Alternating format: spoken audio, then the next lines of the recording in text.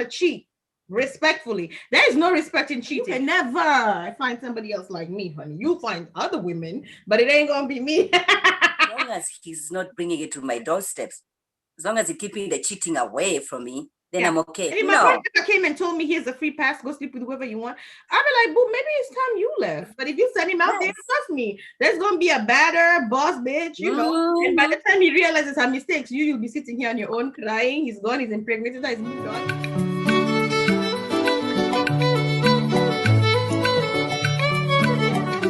Hi guys, welcome back. It's the Mother from Mamas. Yes. Make sure you go on Instagram, everywhere, okay? Like, subscribe, share, and give some love to these beautiful queens, okay? So today, we're here to talk about your partner giving you a pass. Deep topic, kind of, sort of.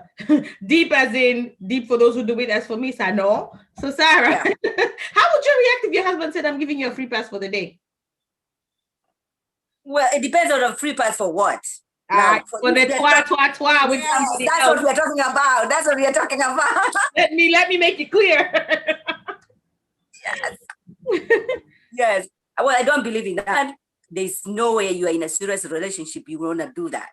To your partner, there's no way your partner would want to say, oh, yeah, I've given you permission to go mess up with whoever it is that you're going to mess up with, and then you come back to me. No, it's not happening. We're not doing that. We don't do that here, and we'll never do that. Okay. And there's diseases, including corona, people. Add corona to your transmitted diseases. No, you don't cannot let someone else coughing on you and come back to my house. You cannot be serious. You cannot be in a serious relationship for you to have that kind of a discussion. Now, have we had heated discussion? Argument, and then umeropokwa maneno. But you don't necessarily mean it. Yeah. And for you to say, oh, uliniambia nifanye, so I went and did that. No, you were just looking for an excuse. You've always wanted to do that. Yeah. And so you're coming up. You're right. For your partner should know that this is not a serious conversation. I mean, come on. And guys, we're referencing a video I saw. I think it's one of the Housewives franchises. But the girl was talking about she's okay with her man as long as he cheats respectfully. Now, how those two things come in one sentence, sis, I don't understand. How are you going to cheat respectfully? There is no respect in cheating. The fact that you can walk away from a covenant we have, whether we're dating, married, the agreement that we have together, to be exclusive, to go sleep with someone else. I mean, how? I think that's being thirsty. It's also realizing maybe if I let him do this and this, he's not going to leave me. Maybe if I just don't push him too much, then he's not going to go. Now, trust me, he's going to go regardless. If he's not committed to sticking with you, whether you allow him to do A, B, C, and D. And the fact that you say, and you're telling him. For me, he's gone from the first time he lays with somebody else and comes back to you. Like that's a gone case. That's finished for me. Okay. And it's so funny because I saw on Facebook, I think yesterday, this couple, it's a couple from Texas, a man and a woman, and they have a very, very expensive sex doll. Okay, it's got artificial intelligence. It cost them $7,000, and they said that is how they saved their relationship. My thinking is, sis, if he needs a second woman in there or a figure of a woman or something that represents that man is gone. He's gone. He's gone already. And how low are we setting our standard? How low am I setting my standard to tell you, I've given you permission to do A, B, C, and D? No. I want to feel like, especially I want to feel your queen. I want to feel like you cannot find anybody else outside there. And you do find somebody else out there, bye-bye. And it'll never be like me. Oh, you said the right thing the first time. You can never find somebody else like me, honey. You'll find other women, but it ain't going to be me. So if you go out there, stay out there. But yeah, I was just really disturbed. And I just kept thinking, oh, my future daughter, wherever she may be, yes. Life of the next. That for her to watch this, because a lot of our young girls watch this and they respect these women, they're high fashion, they've got yes.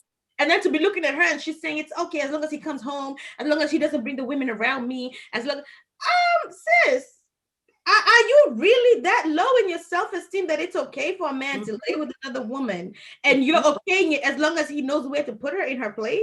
Nah, we're not gonna do that. I know I'm African and we have polygamy and stuff, but again, that's not for me. It ain't for everybody. And you've also, I've seen this, and especially among the Black people saying, as long as he's not bringing it to my doorsteps, as long as you're keeping the cheating away from me, then I'm okay. As long as the baby mamas are not coming yelling and doing all these things in my house, then that's fine. No, it's never fine. Sis, is his dick coming back to your doorstep? So he's bringing it back to your doorstep. What? Come on, people. Come on. I mean, beyond disease and everything, intimacy is something so special and special between you and your person. And I always go back to exchange of energy. What energies is he bringing back into your house? And you're letting it in. You're letting, and he said as long as he doesn't bring any babies, so he can have sex with people without protection as long as they don't get pregnant or as long as they get rid of it. Yes. I mean, since you deserve better, whatever you are, me, I hope you watch us. I'm gonna tag Real Housewives. Like you can do better. You're a pretty girl. Okay, I don't care how much money you think that man has. You can make your own. No, life is better than that. Life is far much better than that. Right. Right. And if my partner came and told me here's a free pass, go sleep with whoever you want, I'd be like, boo, maybe it's time you left. Because if you are comfortable with me sleeping with someone else and coming home, right? You know, and what happens when you have kids involved? Is this what our kids are going to learn? That every time we get, because listen, guys, relationships they all hit a little plateau. You know, for Gamali, it's kind of boring. You can have a little bit. We do this every day, baby. Every Saturday we go to sleep. But it's up to you to not be like, oh, snap out of it. Listen, if this is boring, let's find a new routine. Let's find something. Right. That's on you as a couple to your relationship, not introduce a new energy into your relationship. The Bible says man shall leave his family and cleave to his wife, not wives. It doesn't put plurals. I mean, those of you who are maybe bisexual, not man and woman. No. Yeah, stick to your two people. And today's society is very forgiving, unfortunately, because I mean, and I know this is going to be an unpopular opinion. The people who have these polyamorous relationships, for me, you're still doing the same thing. You're just giving me an excuse to do it within our confines. So me, I have one in the sitting room and one in the bedroom. I don't know. I think these are things people come up with for when they hit plateau in their relationship. So over time, people realize, oh, it's Africa Mali, I'll get bored. So why don't we introduce a third party and let's legalize it and call it polyamorous so it doesn't look like I'm like, do you know what I mean? No, there are other things. You can go for therapy. You know? No.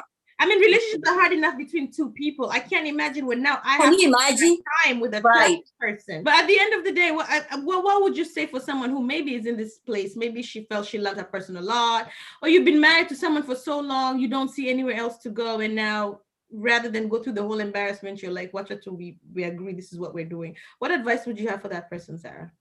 We agreed that what you're doing, I'm going to give you a pass? Yeah, because maybe she feels she has nowhere else to go. She's married this guy. Especially in Kenyan society, it's still even in this time, kind of hard to be a divorcee. Okay, so maybe you're sitting there and... I know, but I was watching another show there and they were saying, you know, I've been engaged for so long. What is it that where you're not able to commit? Let's date other people outside and see if you still have it in it. What I'm saying is, if you feel like, you know, you've been in this marriage for so long and you're thinking, oh, let me give them a pass, you're going to give them a pass and they're not going to come back. Yeah. So you have to be ready for that. You know, I would say, you know, no, look for other things, you know, try and find out what are the ways that you can rejuvenate it. Yeah. Passes, no, it's not an option. Shouldn't be. I always had this thing growing up in a house. You know, they have the little sayings in the Kenyan homes they hang up. Yeah. It was called the desiderata. And somewhere in it said there will always be those greater and lesser than you. So it says, no matter how big your booty is, there'll be a bigger booty out there. There'll be a smaller booty. There'll be a prettier girl. There'll be a less pretty girl. There'll be a richer girl. There'll be a more educated person. So if you set yourself up by throwing a person out there and they start to pick the things that maybe you're failing at and pull on it, who else do you have to blame when you've given them the pass? When instead we can sit and work because everyone has failures. Talk it out.